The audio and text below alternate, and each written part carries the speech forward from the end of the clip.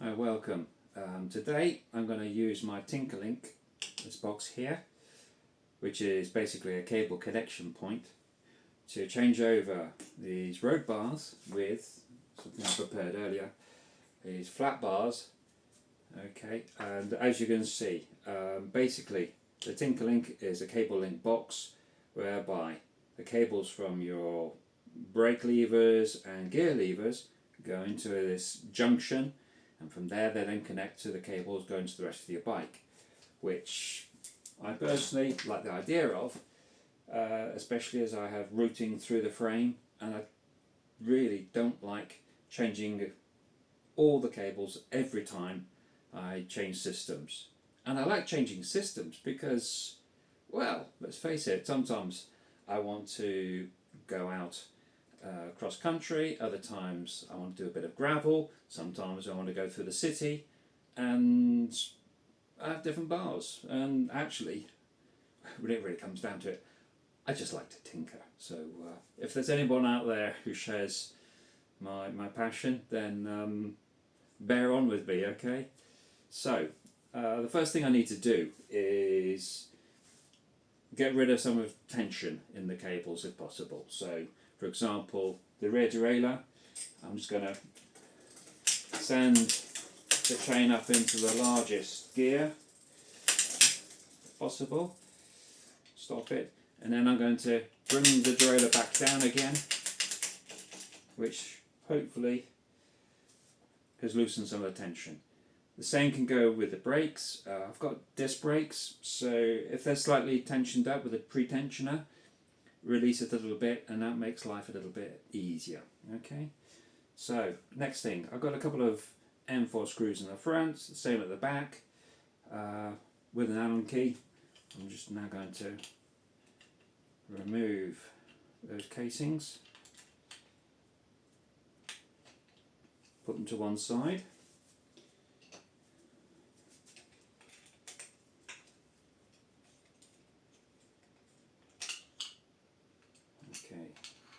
That one was loosened a bit earlier, so cheating a bit, but you get the idea.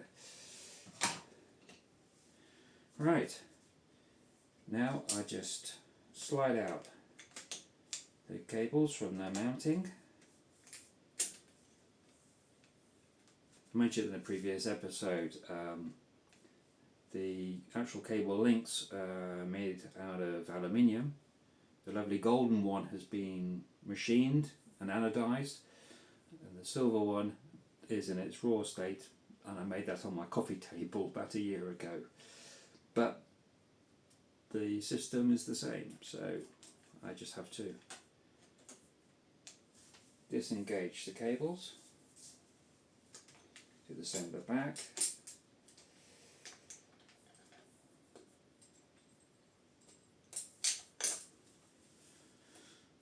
And now,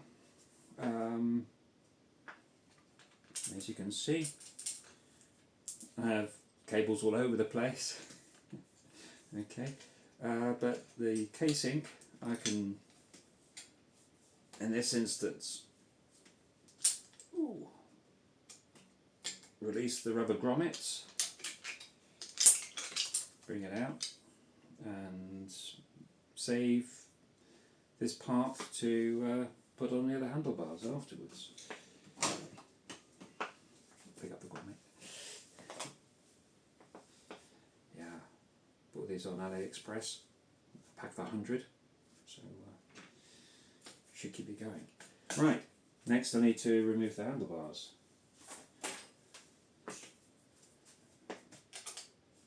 Another Allen key.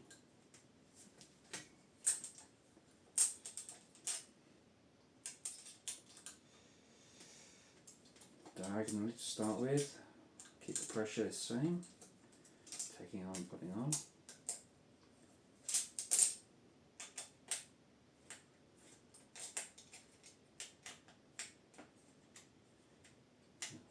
Probably part of the process that takes the most time.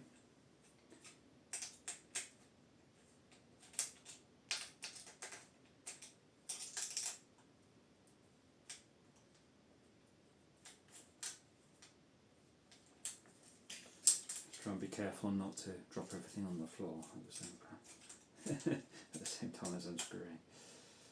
Here we go. Almost there.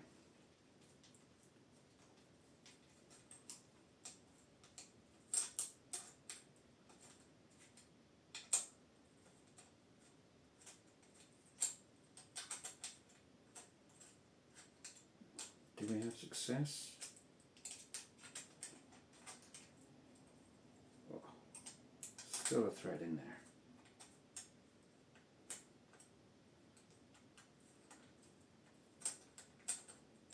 Whoa, there we are.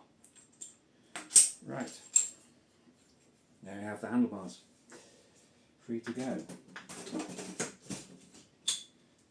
get the other ones on.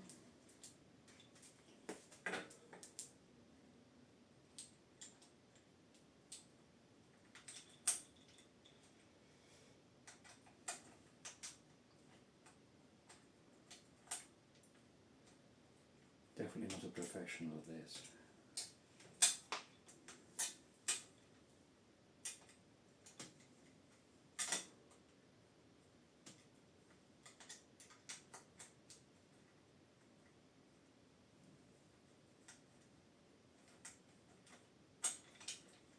Come on, baby.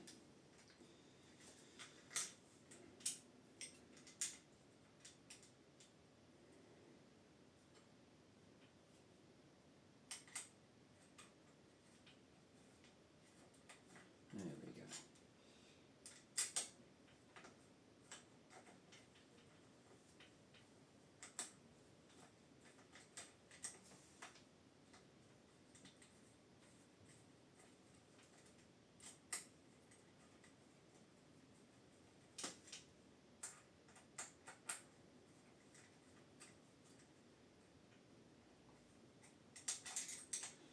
Okay, of course it's quite important to get the handlebars the right way round to start with. Okay, and you'll appreciate that with the lengths pre-optimized to put into the TinkerLink needs to be mounted onto the handlebars. Okay, that way you can adjust your handlebars afterwards and there's absolutely no problem with the length of the cable.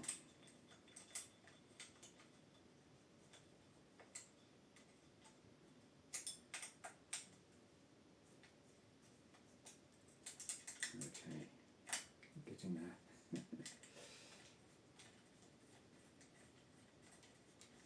That's better.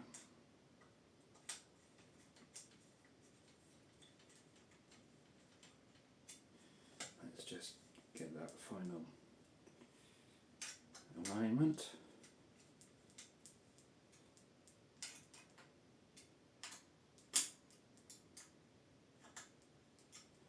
Okay.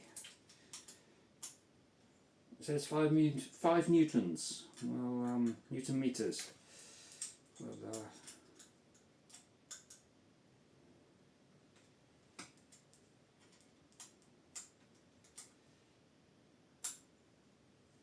when it starts to get hard, I stop.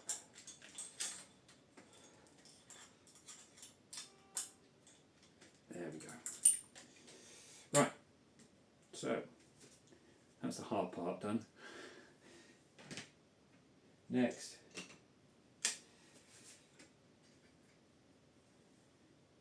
get my unit. Okay. I've actually got these shaped, these cradles, optimized for 31.8 diameter bars, but they can be used on smaller diameters, no problem. I found when I started to do a clamp system, of course, you need to have a way of adapting at least to the smaller diameter as well as the larger one, otherwise the thing starts to rock around a bit. But anyway, once the system is set up, all I need is basically glorified grommets, and it's almost self-sustaining as a system. Let's see if we can put it on. It doesn't have to be exact, that will come with positioning the cables, okay? So, I can see from here, I need to move it ever so slightly.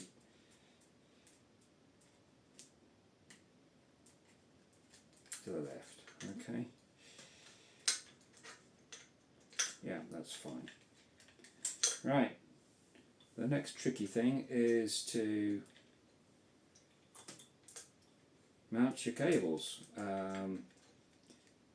Because I've only got a 1x on this bike, the left, which is the front adjuster, is basically redundant, but it still needs to be put in.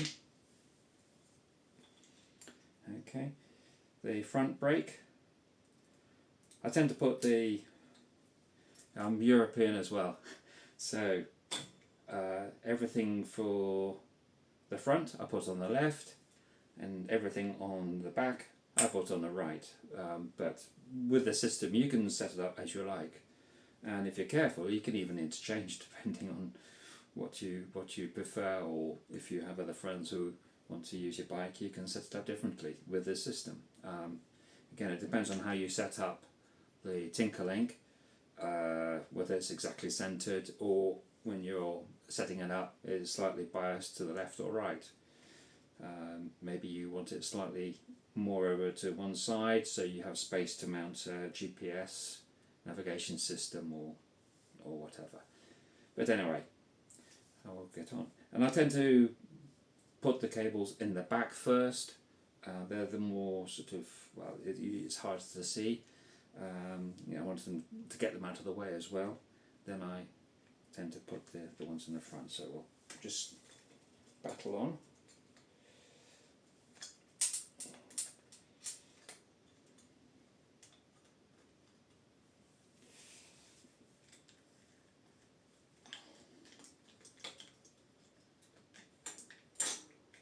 There we go. So that's the back in. Now for the front. As you can appreciate, the distances are minimal. Okay, that's sort of 25 millimeters an inch. So again, the system is not perfect, and if you do have smaller bars, then maybe it's not for you. But these are standard bars from the 90s. They're great. They're probably about 550 wide, something like that. But yeah, I'll keep on going.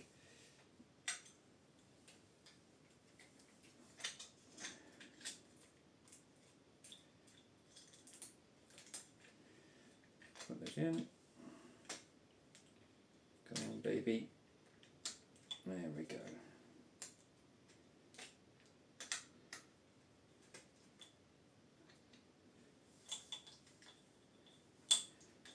Possibly put a bit of tension in. And do that by this. There we go. Making the chain come down, tenses the cable, keeps it in. The brake.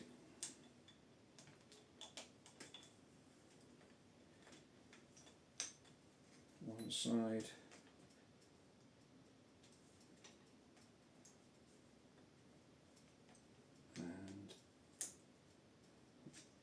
It should go in now.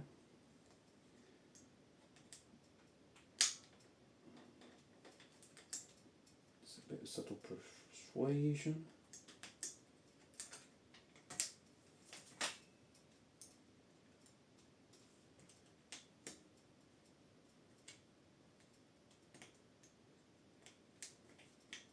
I have to stress, this is a 3T printout I've done. The final model should be done in aluminium at least,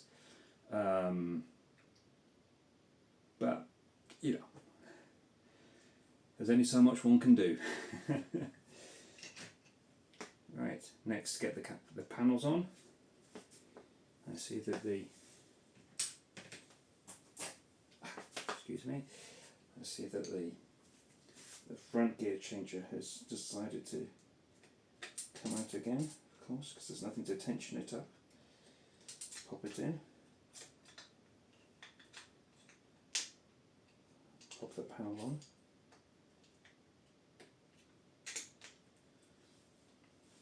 And tense it up.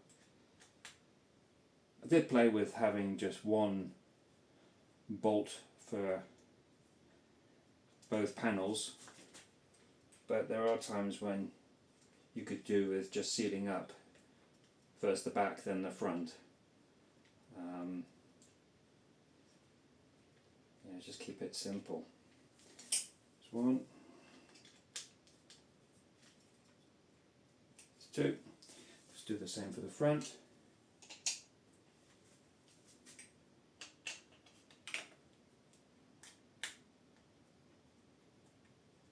Oh, obvious error there, yes. And something, it's good to see. Here, you can imagine the cable has managed to come out of its mount for the brake, and if I was to go on, then I'll just take it all apart again. So let's slip that out.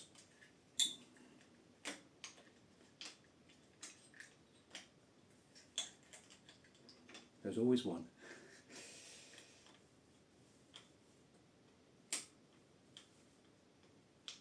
There we go, put it in again.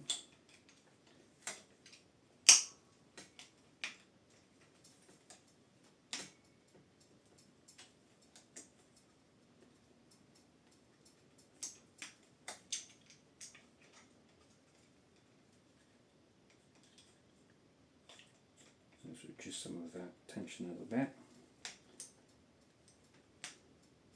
There we go. Bring up a sweat. Pop it on. Make sure that the rubber grommets don't stop it from closing. Nice little tabs, but sometimes they keep you from doing a nice fit.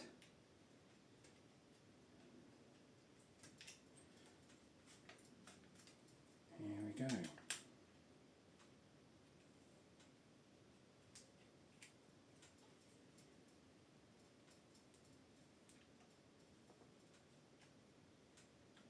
One down. Make sure this one's a bit better done. There you have it.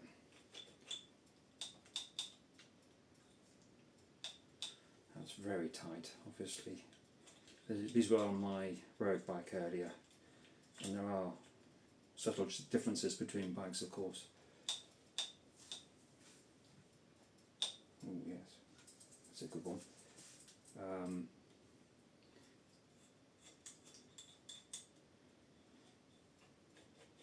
The slight movement you can see is because this cable is able to move backwards and forwards, and therefore the cable is pulling on the case. When it's well set up, that shouldn't take place. And actually, you should find that once everything is in place, if you so desire, you don't need to have it linked up in any way. It can float if you wanted to, but it would find its own way. With these handlebars, of course, it's going to veer upwards ever so slightly, so I find it a good idea just to keep track of it with the rubber grommets. And there you have it.